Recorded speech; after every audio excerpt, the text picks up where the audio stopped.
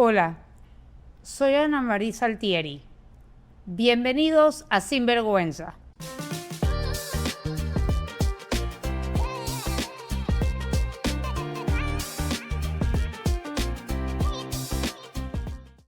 En Sinvergüenza Podcast, creemos en el poder de contar la verdad sin miedo. Cada historia compartida aquí nace desde la confianza, la empatía y el respeto por las distintas formas de pensar y sentir. Rechazamos cualquier comentario o expresión que hiera, desacredite o minimice la experiencia de nuestros invitados. Este es un espacio para escuchar, comprender y aprender, no para juzgar. Hay historias que no necesitan adornos, porque por sí solas ya tienen alma. Historias que nacen lejos de los reflectores, lejos de los privilegios, lejos de los caminos fáciles. Historias que empiezan con sacrificio, con madrugadas, con manos trabajadoras, con una madre vendiendo bollos y tamales para que su hijo pudiera estudiar y perseguir un sueño que para muchos parecía imposible. Mi invitado de hoy es Abimael Lozano, también conocido por muchos como el Cholito Piloto, un hombre veragüense que se ha convertido en símbolo de esfuerzo, disciplina, fe y perseverancia. Su historia conmovió a Panamá cuando compartió que sus primeros años escolares fueron posibles gracias al trabajo incansable de su abumama, quien vendía bollos y tamales para ayudarlo a salir adelante. Detrás de cada compra, detrás de cada madrugada, detrás de cada sacrificio, había un sueño tomando forma, y ese sueño, con el tiempo, levantó vuelo.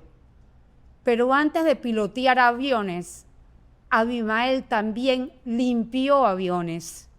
Antes de estar en la cabina, estuvo en la rampa. Antes de comandar una aeronave, tuvo que aprender a sostener en el medio del cansancio, la duda, la escasez y los sacrificios. Y quizás por eso su historia ha tocado tantos corazones. Porque no habla de éxito instantáneo, habla de proceso. No habla de suerte, habla de trabajo. No habla de tenerlo todo a favor, habla de tener casi todo en contra y aún así decidir apostar ese 1% de posibilidad. Hoy convertido en piloto, tuvo el honor de comandar el avión que trasladó a la Selección Nacional de Panamá rumbo a Canadá para el Mundial de Fútbol del 2026. Un momento histórico para el país, pero también un momento profundamente simbólico en su vida, porque ese abuelo no solo llevaba la Sele, también llevaba la historia de su madre, de su familia, de su comunidad, de cada persona que alguna vez compró un bollo o un tamal sin saber que estaba ayudando a construir un sueño. Hoy no venimos a hablar solamente de aviación, venimos a hablar de fe, de raíces, de sacrificio, de esas madres que hacen milagros en silencio, de los sueños que parecen demasiado grandes para el lugar donde nacimos y de cómo cuando una persona decide no rendirse, puede convertirse en destino. Abimael, bienvenido a Sinvergüenza Podcast.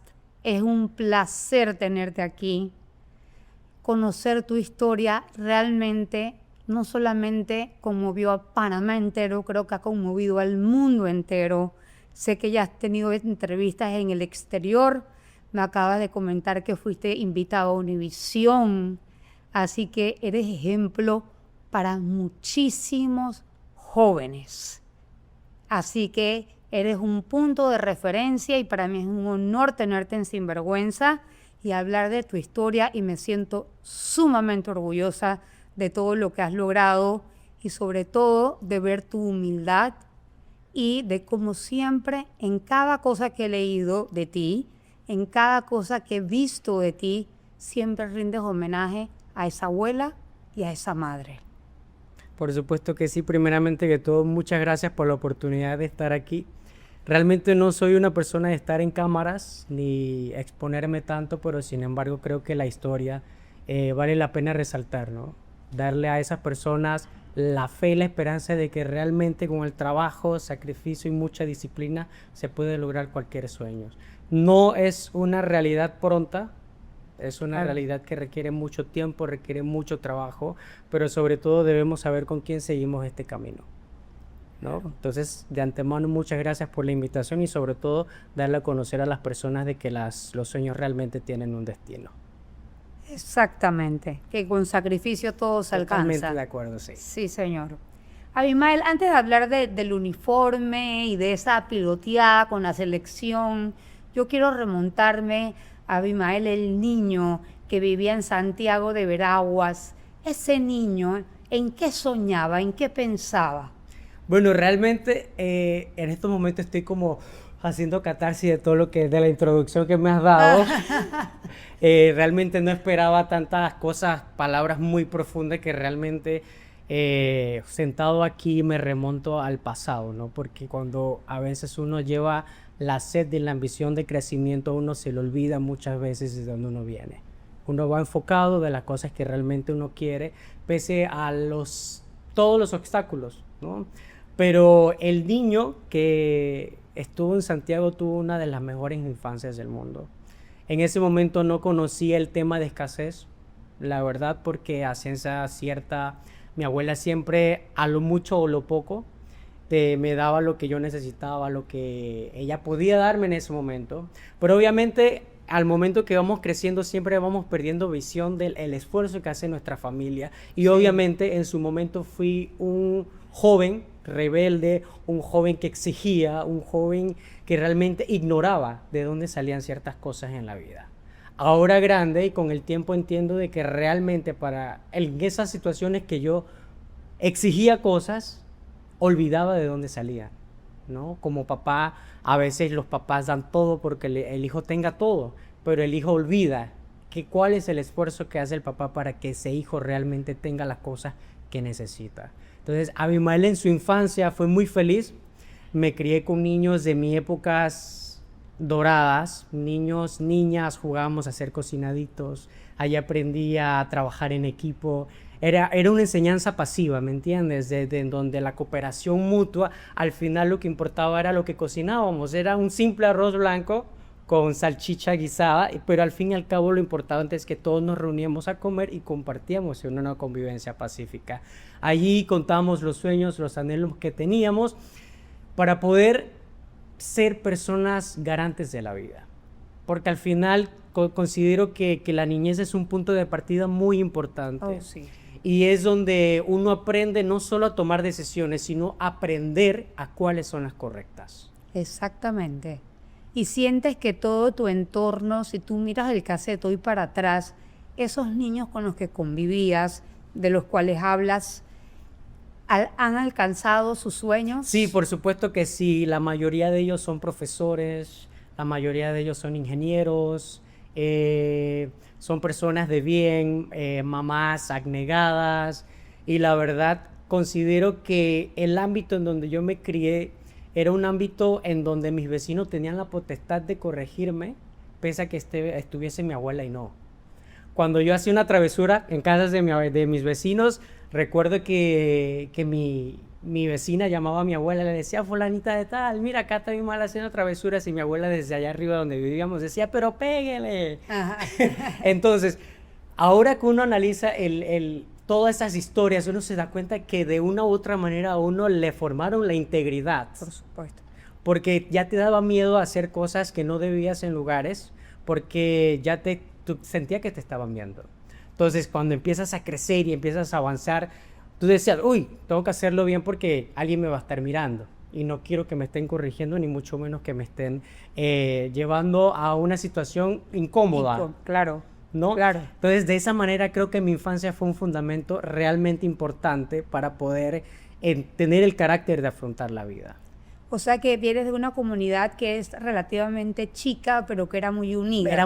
Somos muy unidos, Ah. somos todavía ese pueblo que si alguien necesita ayuda, ¿sabes qué? Reunimos una actividad, hacemos una mañanita criolla, hacemos un bingo, hacemos una venta de algo y simplemente se apoya a la persona. Siempre ha sido así y hasta el sol de hoy estoy seguro de que sigue siendo. Qué belleza. Sí, sí. Esas son los placeres que da crecer en el interior, y venir de esas comunidades que creo que nos dan una perspectiva de vida totalmente diferente a las cosas. Sí, sí, te entiendo porque yo también soy del interior y nos da otra visión de vida totalmente distinta. Es realmente sorprendente cuando en la comunidad todo el mundo se llama entre primos, tíos. Ah, sí. Es realmente sorprendente cuando aún llegas, pese a que obviamente yo salí de mi comunidad y tuve que trabajar duro por las cosas, yo aún sigo siendo el niño que siempre he sido. Yo llego a las casas, me meto a la cocina, veo qué hay, pido café, pido pan, o sea, nunca he dejado de ser eso porque nunca me sentí diferente a eso. Claro. Entonces, cuando llego a las casas, la persona se sorprende porque yo sigo siendo la misma persona que salí de ahí. Claro. El tema profesional, el tema personal es totalmente independiente de mi crianza, de las personas que me rodean, de las personas que realmente en su momento estuvieron. Y es realmente bonito. Y me envuelvo solamente realmente porque es lo que yo soy y lo que yo represento. Una realidad transparente, una realidad que supo luchar y que le dice hoy a los jóvenes como tú que no te dejes vencer por las adversidades. Qué belleza, Abimael, que lo tengas tan claro y que le mandes ese mensaje. Sí, sí. Tú has contado que tus primeros 12 años escolares fueron posibles gracias a los bollos y tamales que vendía tu abumama. Que mi mamá vendía los bollos y tamales. Fueron épocas bonitas. Yo soy una persona que desde la escuela me considero que me gustaba estar en muchas cosas, y esas muchas cosas exigían mucho factor monetario a mi abuela. No lo sabía, era totalmente ignorante. Estabas en muchas actividades extracurriculares. Extracurriculares.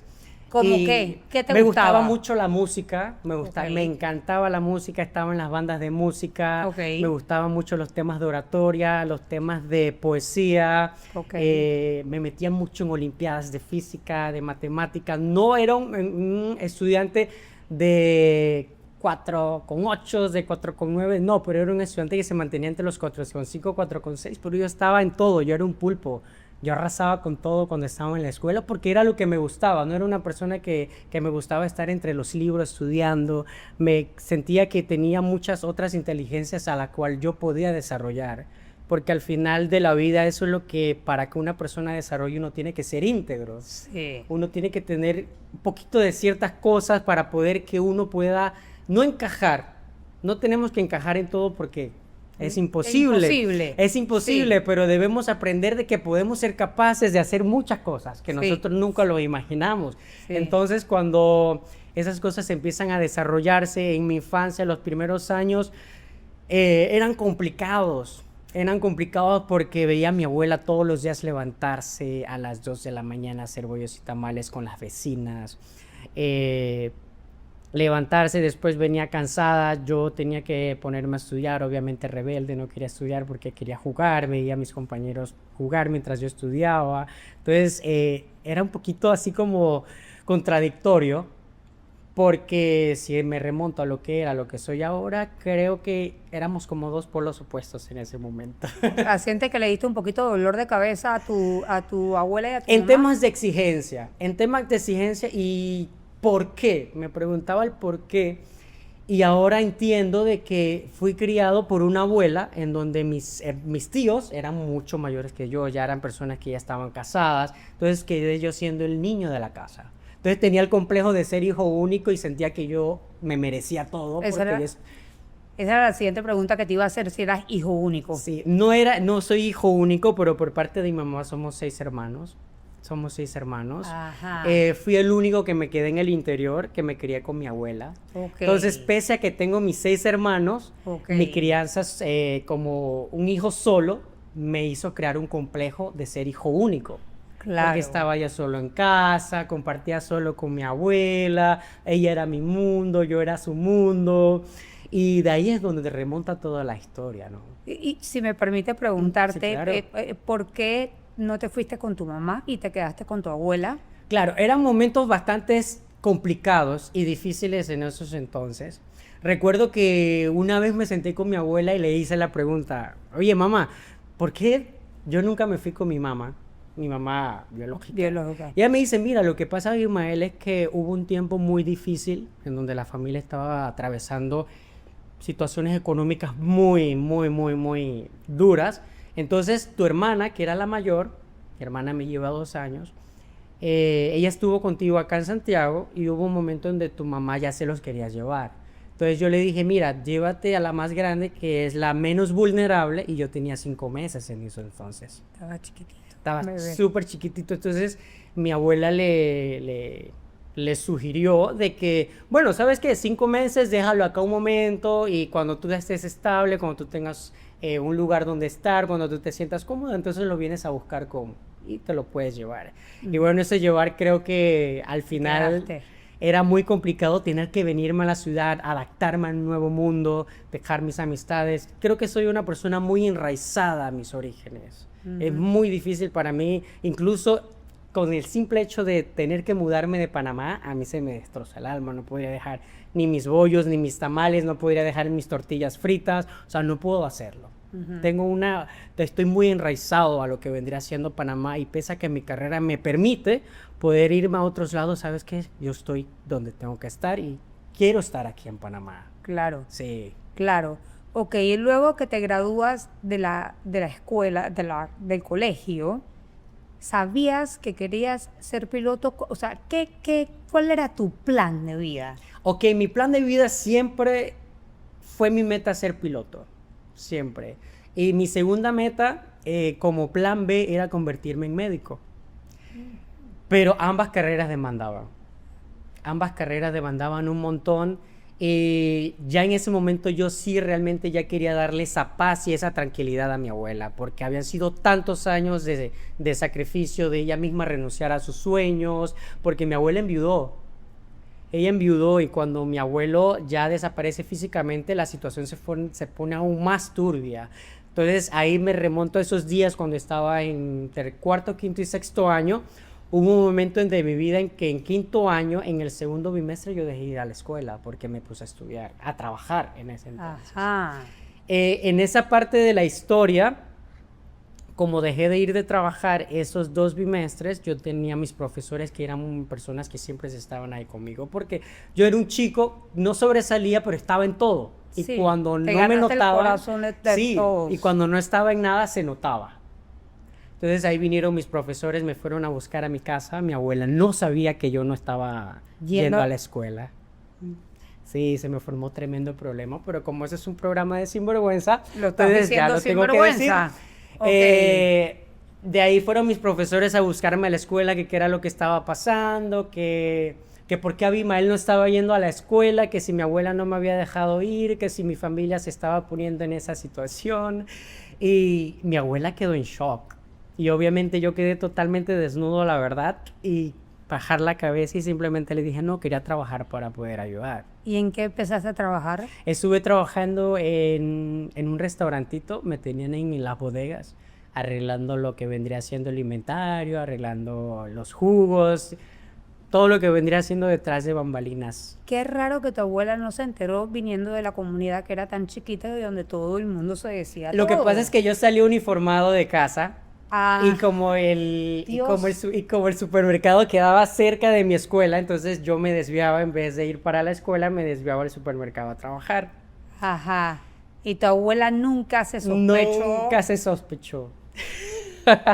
Ella nunca lo sospechó, pero obviamente ya para ella fue como una tranquilidad de que había como una cierta entradita, de que ya yo no estaba exigiendo tanto como antes y todas esas circunstancias. Pero Cuando mis profesores van a la escuela, le dicen, oye, ¿por qué Abimael no está yendo a la escuela? A la casa. A las casas, sí. Sí. Disculpa ahí, Sí. a la casa. Y yo, llegaron como 2 profesores ahí, yo sentadito ahí. ¿Y tú por qué no estás yendo a la escuela? Me dice mi abuela. Y yo, no, porque he estado trabajando. Abimael, ¿y por qué tú no hablas con los profesores tuyos? No sé qué, no sé más. Y de allí, sabes que ingreso yo a un programa de bienestar estudiantil de la escuela. Ahí fue donde terminé. Gracias a eso pude terminar en mi 5º y 6º año. Un programa muy bueno en donde me daban desayuno, almuerzo. Me pagaban mis copias. Si yo necesitaba libro, me daban para el transporte. Entonces, para mí y para mi abuela, sé y estoy seguro de que fue un alivio tremendo. O sea, que estaba como quien dice becado, como Sí, una beca. estaba como becado, estaba dentro beca- de un programa de personas de escasos recursos. Ok, Sí. claro que fue un alivio para tu abuela. Fue un alivio tremendo, de ahí volví a ser el chico que era antes, volví a estar Claro. metido en todos, Claro. volví a estar en bandas de música, me metía de nuevo a mis... No era Ahora- bueno en física y química, pero yo quería estar. Yo quería estar ahí, eso era lo más importante para mí. Ah, ok. Entonces luego te gradúas. Luego me graduó de 6º año, pero ahora remonto a lo que me estabas preguntando, ¿desde cuándo nació la aviación? La aviación para mí siempre fue primera opción. Siempre. Siempre fue una primera opción, nunca fue un quiero intentarlo. No, es que lo voy a hacer, porque yo quiero hacerlo. Ahora, había algo a favor y había algo en contra. A favor era el tiempo, pero en contra era el dinero. No, en contra era el dinero. Entonces, de ahí yo decía, ¿sabes qué? Así yo llego a los 40 años, yo tengo que ser piloto. Yo no tenía, no, tiene que ser en 5 años, no tiene que ser en 2 años. No, simplemente yo tengo que ser piloto el día de mañana, porque ya la carrera de doctorado ya estaba descartada de mis posibilidades. Entonces, ¿sabes qué?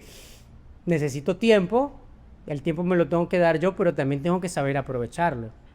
Tengo que saber aprovecharlo, porque fue un sueño que inició desde mucho antes de que yo soy niño, porque vivo cerca de lo que vendría siendo el aeropuerto de Santiago. Claro, claro. Entonces escuchaba las avionetas, las lavadoras con alas, y yo le decía, así más vieron de la lavadora con alas, y yo la escuchaba. Entonces siempre me preguntaba cómo vuela, cómo hace eso para estar en el aire, cómo hace para hacer esto, para hacer lo otro. Y pese a que yo todavía no estaba estudiando, ya yo tenía libros, ya yo hacía mis propios apuntes de la aviación, y mira, el avión vuela por esto, esto y esto, hay cosas que aplican esto, esto y esto. No es algo que simplemente, ay, mira, tengo que estudiarlo en 5 años. No, ya yo estaba preparado para lo que venía en 5 años. Ajá. Ajá. Autodidacta. Ya yo venía, porque ya mi mente estaba ya. Ok. Pese a que el camino lo que faltaba era un montón. Pero la gente que quiere estudiar aviación, cuando me topaba con pilotos que a veces cuando empecé a trabajar me llevaban a hacer el 360 del avión, y me decían, mira, esto es esto sirve para lo otro, esto para lo otro. Ahora esas personas que en ese momento me dieron la oportunidad, ahora yo los veo y les agradezco. Oye, ¿usted se acuerda que usted me...? Claro. Y que sí, claro que me acuerdo. Y Claro. todos se espelucan, yo me espeluco, todos nos espelucan, porque realmente ahora es simplemente fallar lo que pasó. Así lo sientes, así lo, Sí. así lo sientes, así lo sientes ahora. Pero luego entonces te gradúas, ¿y cuál es el siguiente paso que Ok, haces? el siguiente paso fue salir de mi casa y darle un respiro a mi abuela, pero sin que ella se diera cuenta. Hacerlo de la manera Otra vez. más pasiva posible, de que ella no se preocupara. Llegó el momento en el que yo le dije a mi abuela, mamá, si yo a usted no la llamo, es porque todo está bien. Bien, yo tenía que resolver mis propios asuntos. Después que yo me despegué de casa, yo no la llamaba si tenía un problema, si necesitaba dinero, ella nunca lo supo. Y le dijiste que ibas para dónde. Y de ahí yo le dije, vine a la ciudad y estuve un tiempo estudiando una carrera, pero esto es sinvergüenza, así que lo voy a decir. Exacto. Estuve en la escuela de oficiales, Ajá. un año. Ok. En esa escuela de oficiales fue un proceso en donde destetaron al niño. Empezaste a ver la Empecé rudeza. lo que realmente exige al ser humano ser adulto. Ajá. Tuve que olvidarme de la parte de la niñez y arrancar desde la madurez. sea, no me dio tiempo de pensar y analizar, simplemente entré al proceso, estuve un año en el proceso y realmente fue arduo, pero cuando tú conectas con lo de donde tú vienes, a lo que estás viviendo ahora no es muy diferente, nada más que ahora tienes conciencia de las cosas. Claro. Porque en Claro. ese momento vivía lo mismo, no tenía conciencia, vivía ilusionado, era un niño que tenía aquellas añoranzas, caprichoso, le gustaba saltar, pero arrancarlo de raíz y convertirte en adulto de hoy a la mañana es muy difícil. Entonces, ahí puedo decirte que la motivación al principio estaba, pero la motivación es un pico. Tienes que entender, es una estadística que a veces baja, sube, y cuando cae, Claro. cae. Pero lo que en ese momento a mí me ayudó fue la disciplina. La disciplina, y esa disciplina que, ¿sabes qué? Me enseñó la escuela. No me había dado cuenta, pero ya la escuela me había educado. Ya las cosas, las actividades extracurriculares que ya había hecho, me habían entrenado para mantener una organización. Eso te da muchísima Sí, estructura. muchísima estructura. Entonces, yo necesitaba ir bien. Yo necesitaba, si iba a decir oratoria, tenía que aprenderme la oratoria. Si estaba en poesía, tenía que aprenderme la poesía. Si tenía que hacer matemática, tenía que estudiar fórmulas. Entonces, ¿cómo yo dividía todas esas cajitas para estar estable y bien en todas las cajitas? Claro. Entonces, eso se demandaba mucho tiempo y cuando te das cuenta se llama únicamente disciplina. Sí, señor. Disciplina. Entonces, Y ganas. Y ganas. Y muchas ganas. Sí. Ujú. Por eso te estoy diciendo que a veces la motivación despega, pero cuando cae, cae a tope. Y cuando entras a esta escuela que me acabas de decir cuando te graduaste, que tampoco tu abuela sabía. No. Entonces yo entré a la escuela de oficiales, pero mira, yo entré con el único objetivo de darle un respiro a mi abuela. ¿Sabes por qué? Porque al entrar en esta escuela, a ti te pagaban todo. Sí. Te becaban, te salías los fines de semana, sí, a veces sí, a veces no. Tenías vivienda. Tenía vivienda, tenía comida, y por eso es que yo le decía a mi abuela, si yo no te llamo es porque todo está bien. Entonces para ella ya yo no la molestaba, ya yo no le exigía, ya no le pedía, porque ya yo estaba dentro de un proceso que me lo permitía y le daba a ella la oportunidad también de respirar y dedicarse un momento a su vida. Ok. ¿Sí? Ese es un momento incierto de mi vida que obviamente agradezco mucho esa oportunidad de haber estado ahí, estuve un año, pero esa oportunidad me desarrolló un carácter que cuando yo salí de ahí me quería comer al mundo. O sea, hizo un acicate en lo que ya yo tenía fundamentado. Ujú. Salí de ahí y me dije, ¿sabes qué? Mira, empecé a analizar muchas cosas y me dije, mira, siento que esto no pertenezco aquí.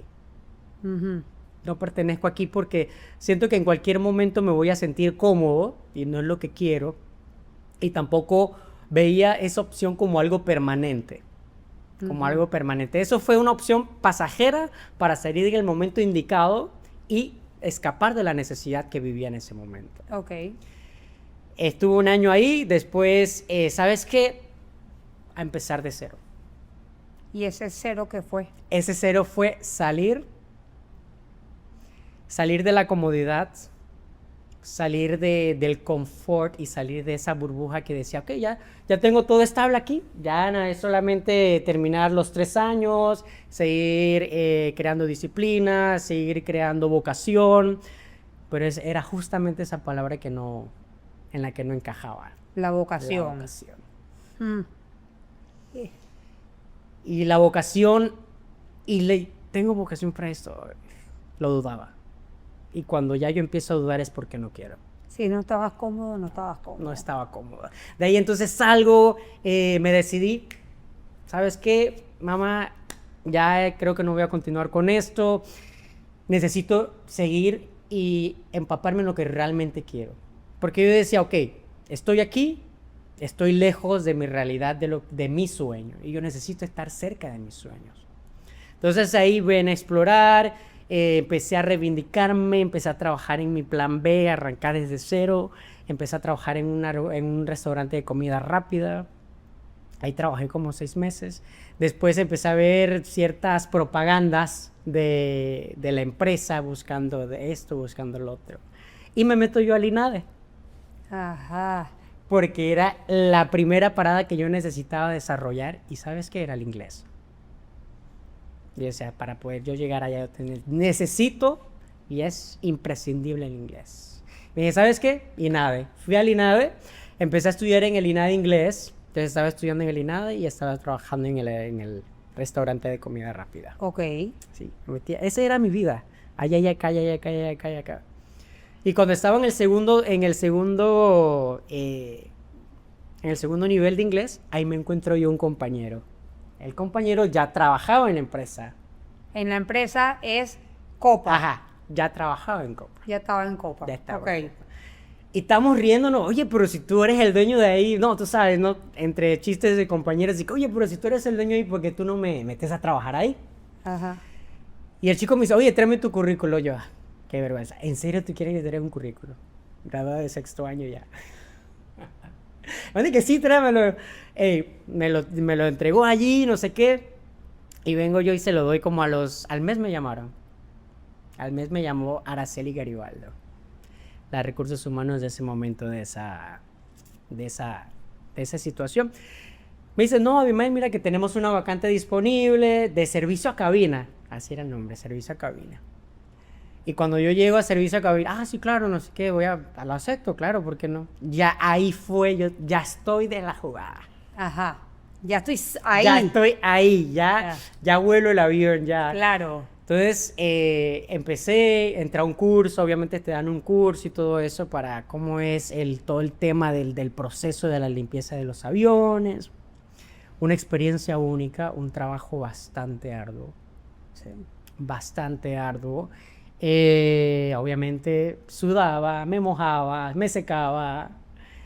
De ahí entonces dejé de trabajar en comida rápida y me dediqué solamente entonces a estudiar, continuar estudiando el inglés, y entonces ya estaba en la compañía. Ok. Y ya tenías generado un salario. Ya generaba un salario y ya estaba entonces estudiando inglés. Entonces ya ahí empezaron las ambiciones, ¿ahora qué viene? ¿Ahora qué viene? ¿Ahora qué viene? Y así me iba. Y cuando tú empiezas a ver de esta manera, tú te olvidas del presente. Te olvidas de lo que pasa, te olvidas de lo que está para mañana. Tú estás allá, tú estás enfocado allá.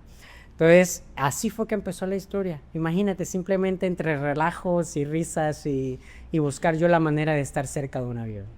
¿Y cuándo empiezas entonces a formarte como piloto? Como piloto me empiezo a formar 3 años después. 3 años después de haber estado en Copa ya. O sea, en 3 años Copa después. limpiando cabina. Limpiando cabina. Limpiando cabina. Yo entré el 2 de agosto del 2012. 2 de agosto del 2012 fue que entré yo a Copa. Pero al siguiente año ya yo tenía establecida mi siguiente meta, que era ser tripulante de cabina.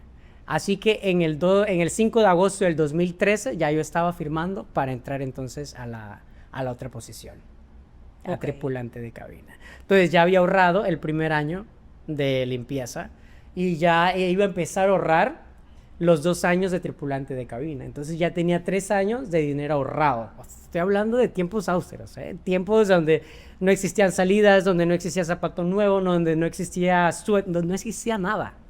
No existía nada. Todo el dinero que yo cobraba era para la cuenta, para mis licencias que yo me iba a pagar. Ok. Entonces pasaron esos 3 años. En el 2015 inicio yo a estudiar aviación. Y no fue sino hasta 9 años después que todo se hace realidad.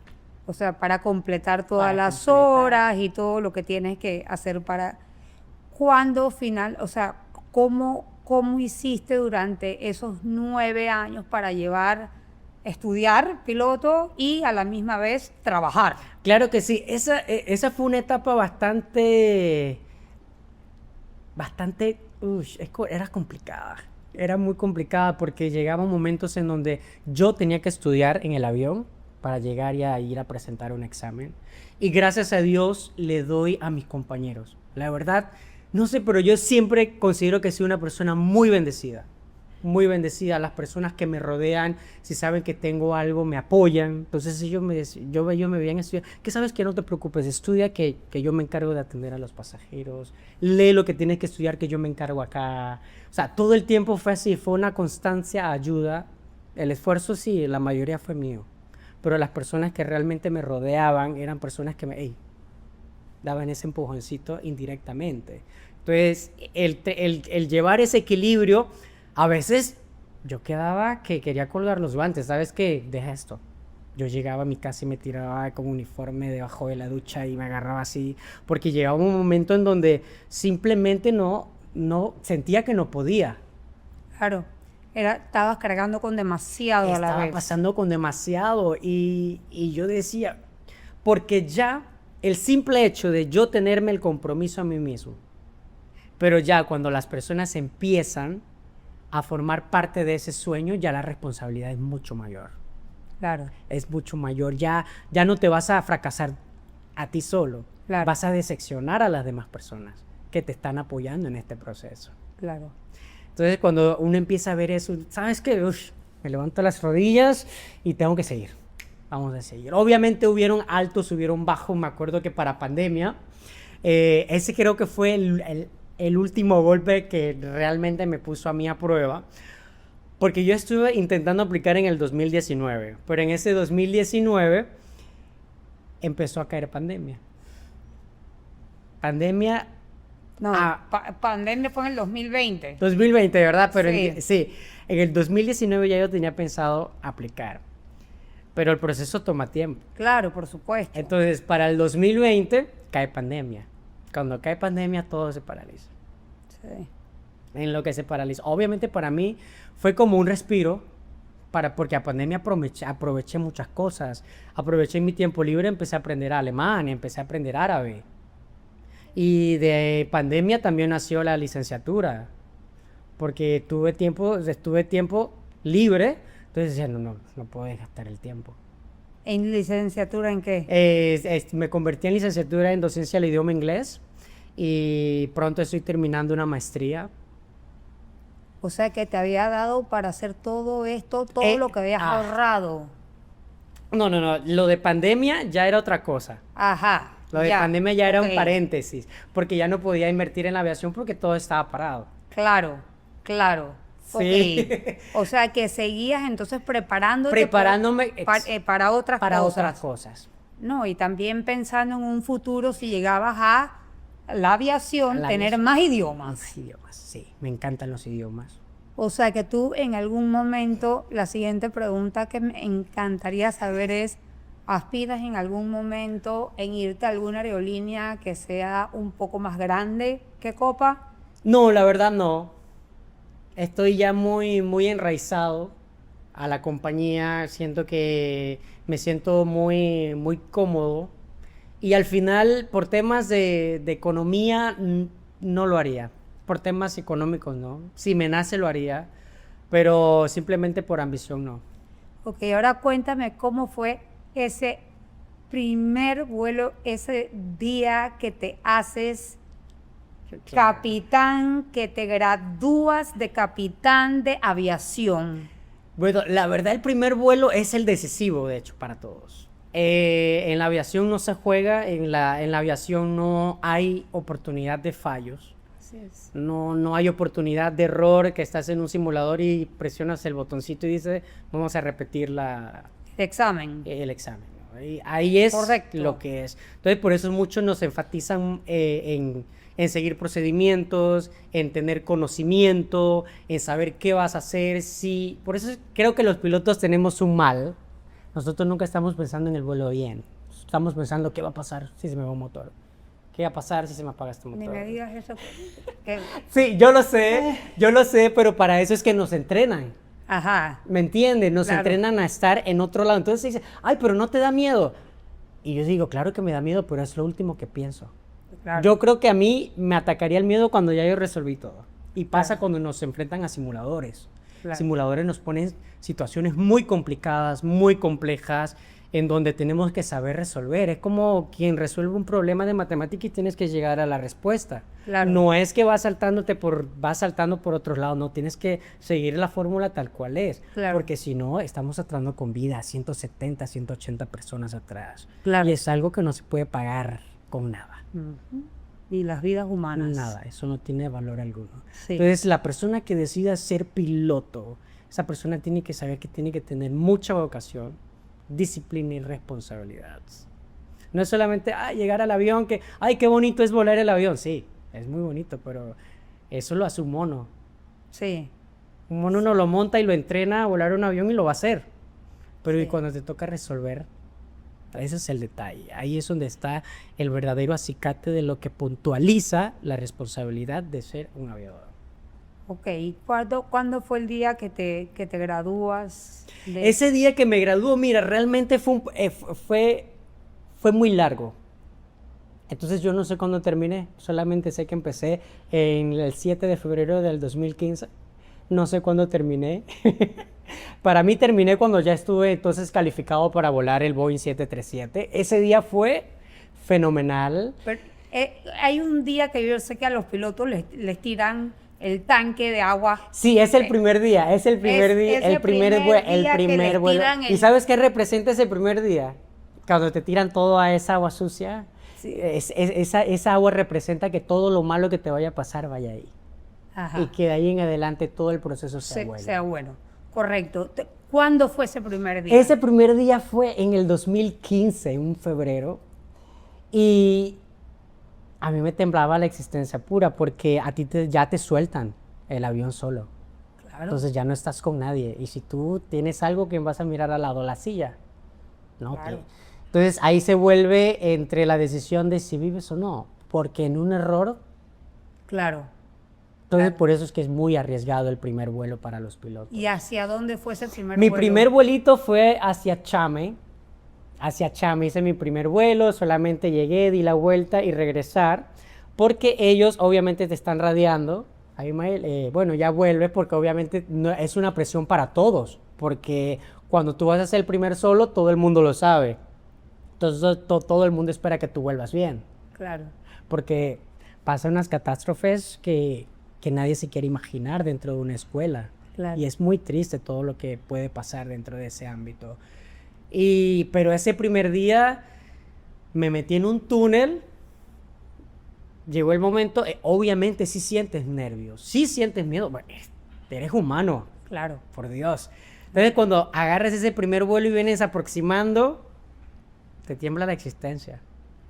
Pero yo, como les digo a las personas, hey, tú tienes que creértelo, tienes que decirte, estás preparado para esto, estás entrenado para esto. El miedo, llévalo de la mano, es tu mejor amigo. Tiene que estar.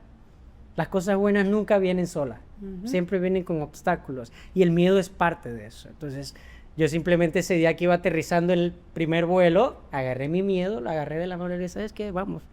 ¿Tienes miedo? Yo también tengo miedo, pero tenemos que hacerlo. De esto dependemos los dos. Y me metí en un túnel, aterricé. Obviamente cuando tú aterrizas ya tú escuchas la bulla de los compañeros y todo esto, porque más que el solo es tender tu vida en un hilo, porque es lo que representa. Claro. Lo que representa todo el entrenamiento, todo lo que te han enseñado tus instructores para que tú, ese primer y único vuelo que haces solo, porque es único, desde ahí no se repite más. Y es el que te garantiza a ti si tomas la decisión de continuar con la aviación o no es para ti, o es para ti, o es lo que realmente quieres.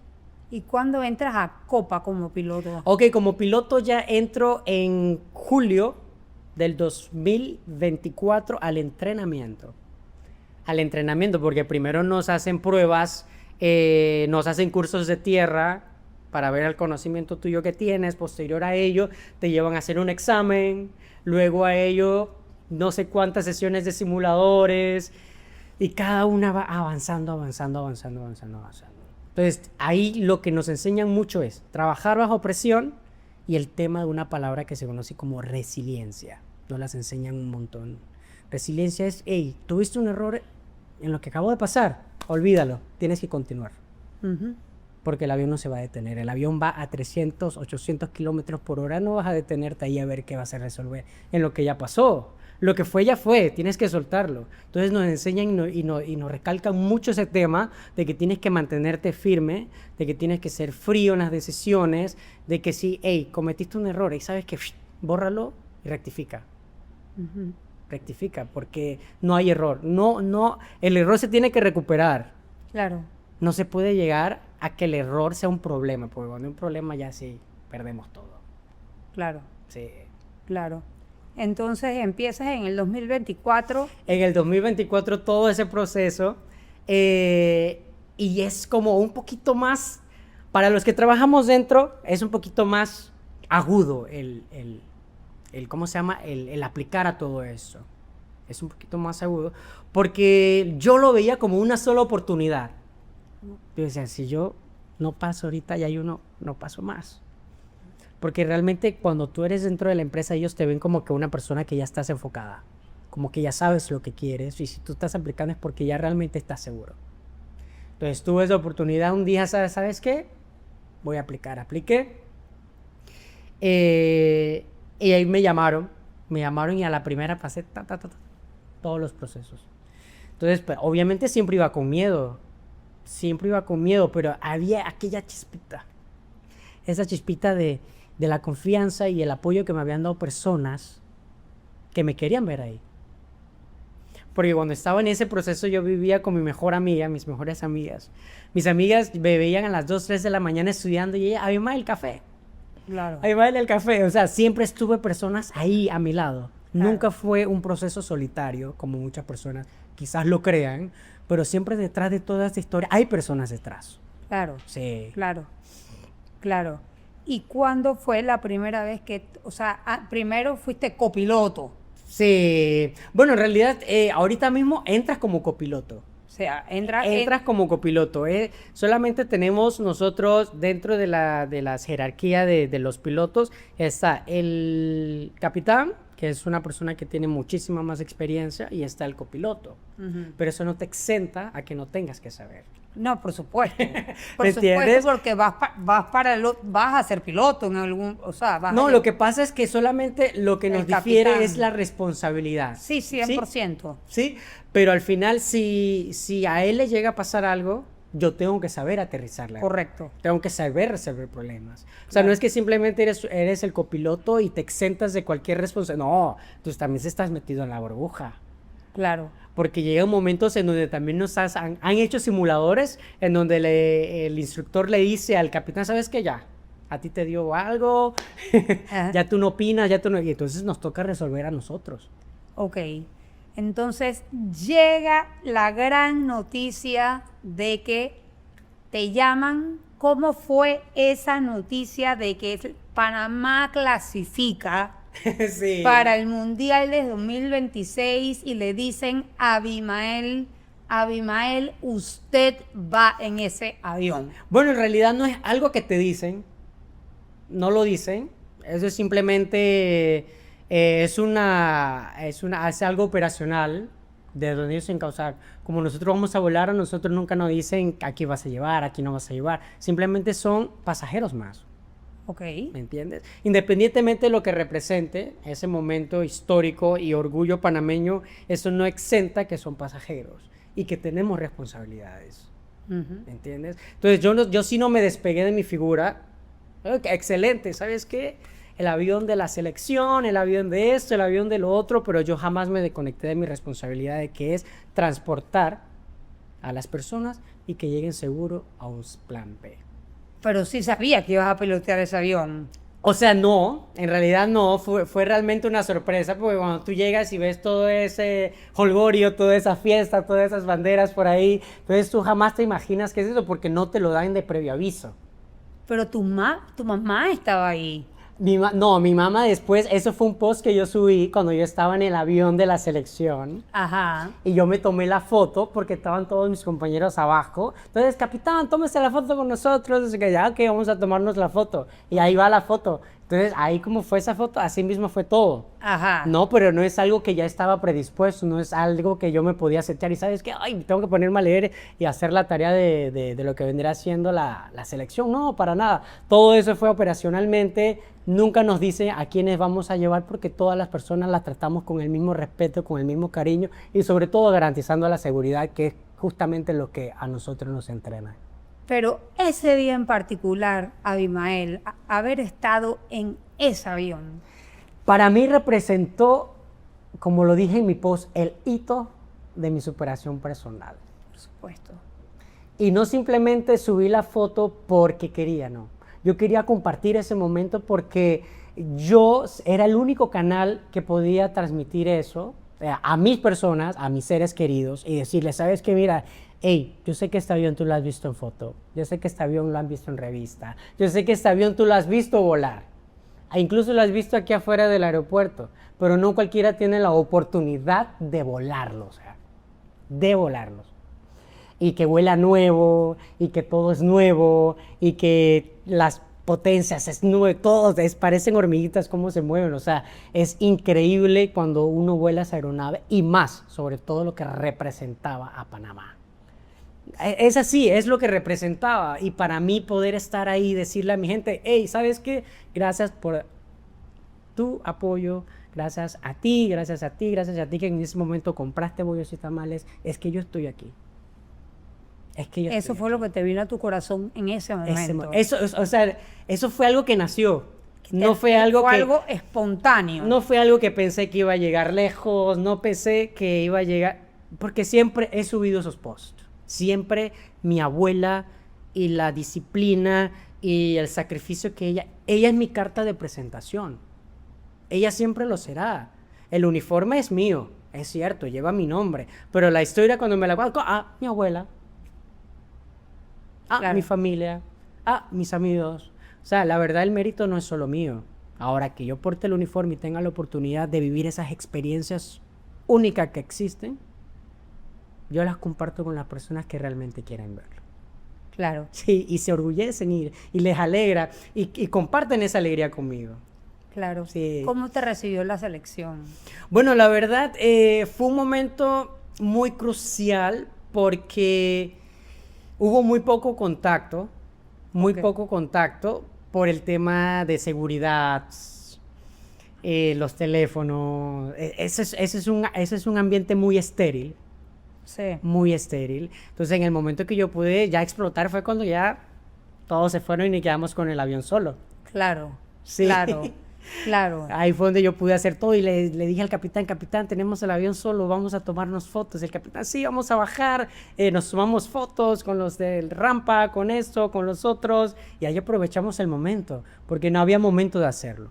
Hasta Claro. en ese momento que estuvimos ahí. Claro. Sí. Bueno, Abimael, y cuéntame cuál es el sueño, qué sueño le queda a Abimael por cumplir, qué sueño le queda a Abimael por cumplir en su vida. Bueno, el sueño como tal ya sería disfrutar de este proceso, porque siento que he estado toda mi vida en una caja de limitaciones, en una caja de tener que elegir entre una cosa y la otra, en qué es más importante y qué no. Entonces, hasta ahora, simplemente, hace unos días estuve sentado en mi cama y me puse a ver el closet así. Nada más tengo como 6 suéteres, 3 camisas, 3 pantalones, estas zapatillas, otras zapatillas para correr, unos zapatos para salir y los de trabajar. Entonces quedé como una nube yo. Ahora que, no es que pueda al 100%, pero ahora que tengo la oportunidad, no lo había notado. O sea, ¿te quieres dar más placeres? Sí. De verdad que sí, porque he estado tan limitado y no me había dado cuenta de que simplemente estoy viviendo con lo que necesito. Y hay veces que yo mismo hasta me aprieto cuando quiero hacer algo y que no, que tengo que ahorrar, que cuidar el dinero. Entonces ahí cuando uno empieza a ver la realidad y tú dices, tantos años que tuve que abstenerme a cosas, tantos años que no me daba la oportunidad de vivir, hoy me digo que sí quiero.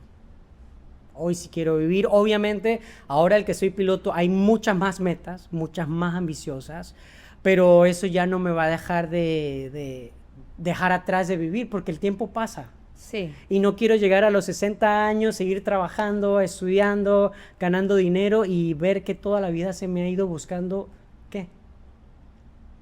¿Me entiendes? Entonces no quiero enfocarme ya en qué es lo que no tengo. Ya me estoy enfocando en mi familia, me estoy enfocando en mis amigos, en tener el tiempo que necesito ahora. Claro. Lo de allá ya vendrá, como siempre ha venido. Quizás si hubiese tenido el pensamiento antes de lo que soy ahora, no hubiese estado tan desesperado como lo estuve. Simplemente hubiese esperado. Y es como es, la vida pasa. Y ahora simplemente quiero aprovechar las oportunidades de la vida, de mostrarle a las personas, hablarle a las personas, de que no dejen de soñar. Y que aquellos obstáculos no los vean como algo negativo. ¿Sabes cómo yo lo vi al final? Yo vi esta oportunidad de las personas, de los obstáculos como, ¿sabes qué? Ok, eso es un obstáculo, yo soy el agua. El agua no la puedes detener, pero sí necesito un camino. Entonces yo agarraba esos obstáculos y los iba poniendo.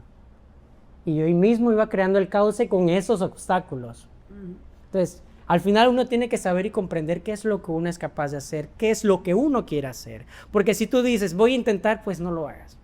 Porque la vida no se trata de intentar, la vida se trata de hacer y saber que lo que viene no es fácil. Pero ¿para qué voy a preocuparme por los problemas si van a venir solo? Sí. Ya vienen en el paquete. Sí. Hoy por hoy, ¿te sientes realizado? Sí, me siento muy realizado, no solamente por el simple hecho de haber llegado a mi objetivo final, sino de que todavía mantengo las amistades que empezaron conmigo desde cero.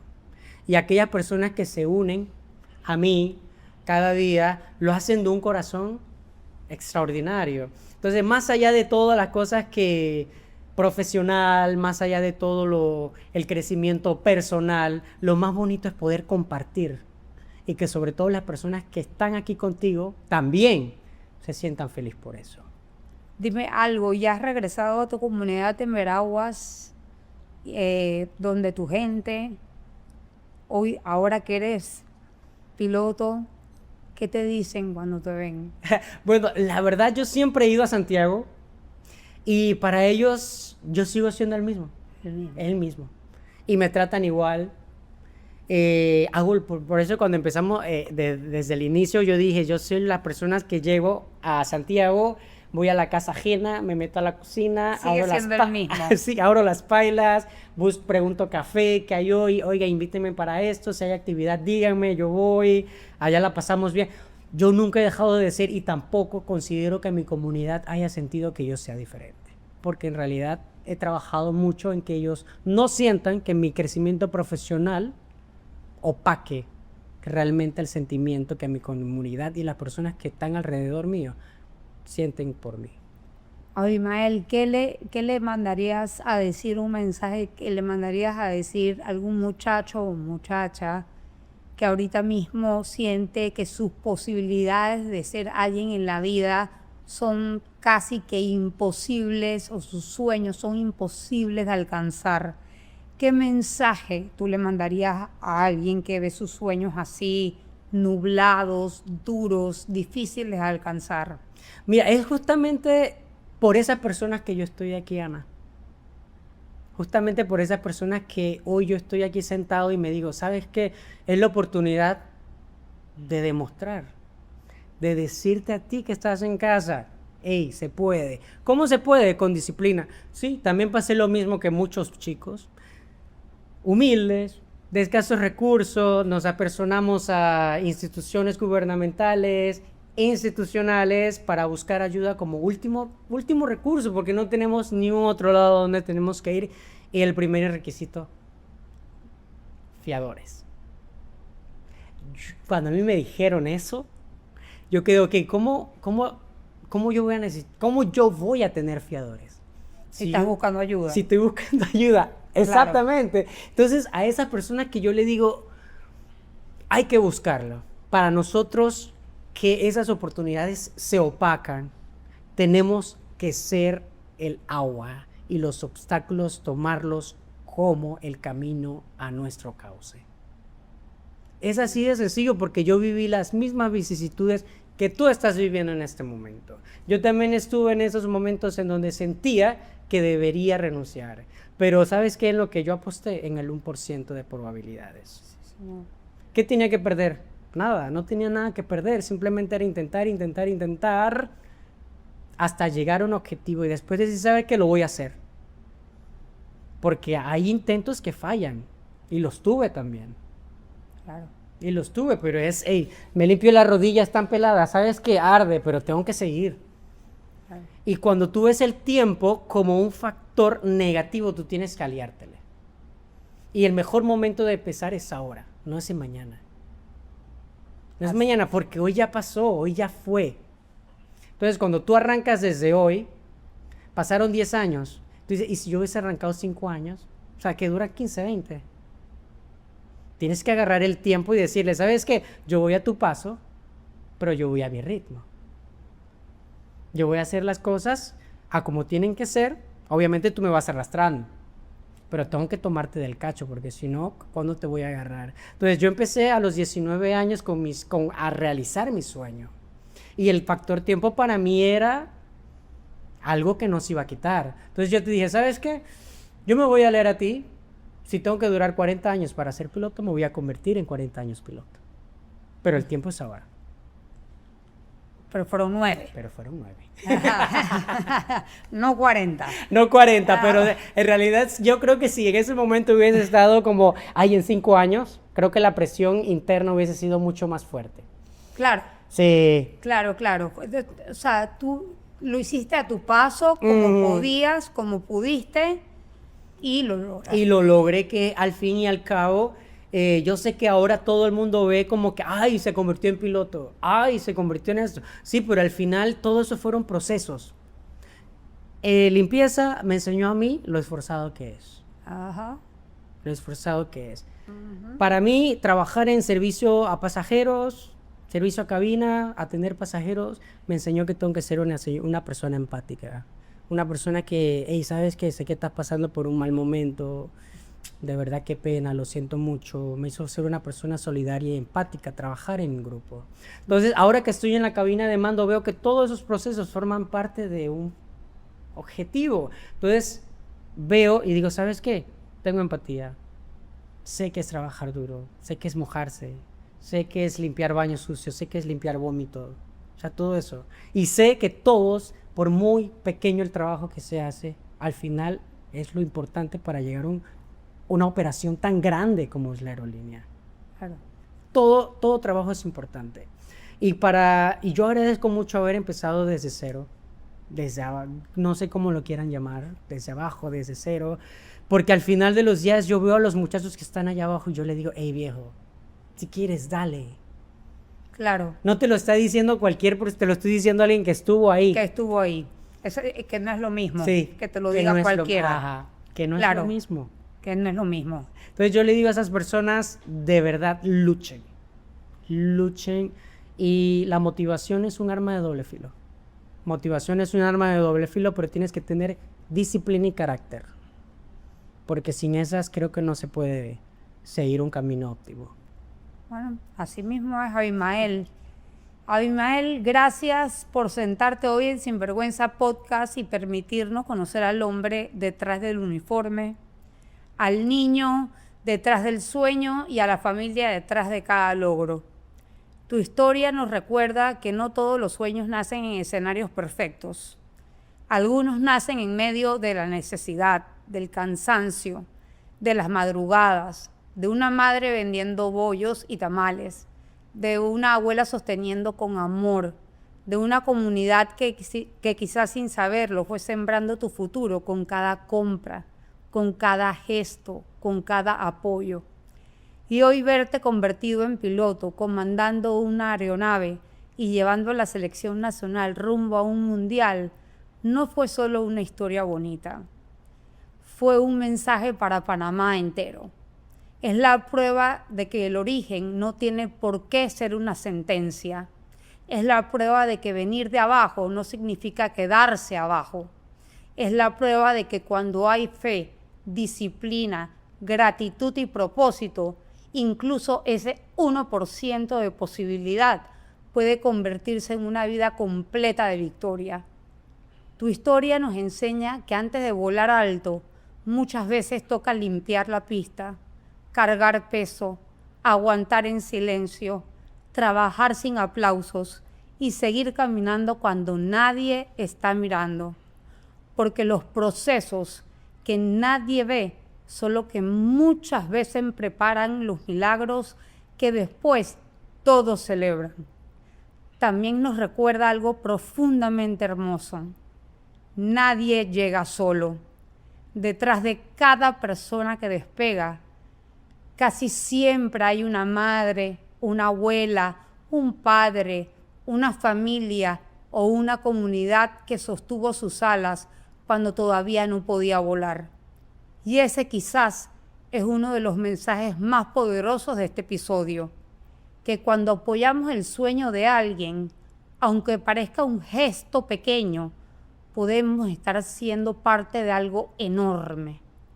A quien hoy nos escucha y siente que su sueño es demasiado grande, que la vida le puso demasiadas barreras, que no tiene los recursos, los contactos o las oportunidades, que recuerde tu historia, porque a veces no se necesita tenerlo todo a favor, a veces solo se necesita fe para creer, disciplina para resistir, humildad para aprender, gratitud para no olvidar de dónde venimos y valentía para apostar por ese 1% cuando todo parece decirnos que no. Abimael, gracias por recordarnos que los obstáculos no siempre vienen a detenernos. Muchas veces vienen a formarnos. Gracias por recordarnos que los sueños también se construyen con sacrificio, con familia, con comunidad y con Dios en el centro. Y gracias por demostrarnos que cuando una historia se vive con propósito, no solo inspira, también abraza, levanta y enciende esperanza en otros. Porque hablar de nuestras luchas sana. Escuchar historias como las tuyas salva. Y hoy tu historia nos deja una verdad poderosa. Cuando uno no se rinde, honra sus raíces. Y cuando confías en Dios, hasta el cielo puede convertirse en destino. Y con esto los dejo hasta el siguiente episodio. Gracias. Gracias a todos por ver Sinvergüenza Podcast. No olviden suscribirse a YouTube y Spotify para ver más episodios.